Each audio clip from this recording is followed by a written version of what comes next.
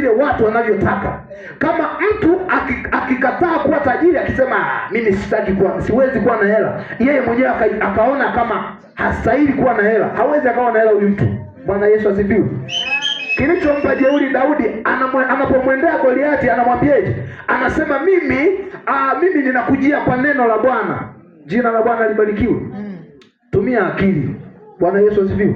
Tumia akili kuwapiga maadui zako. Mara nyingi watu wa Mungu wengi tunashindwa kusogea, tunashindwa kushinda maadui, ni kwa sababu mara nyingi tunapenda kutumia nguvu. Bwana Yesu asifiwe. Kuna vitu vingine vinahitaji utumie tu akili. Daudi anasemaje? Anasema mimi ninakujia kwa neno la Bwana. Kwa hiyo kama vita ya mimi niliyookoka ni vita ya Bwana, manake ninapoenda mimi kupigana ni Mungu anapigana. Bwana Yesu asifiwe. Sasa kama mimi ndiye ninayeenda kupigana, inatakiwa nijue mimi nguvu zangu zinaishia hapa. Mungu je? Bwana Yesu asifiwe.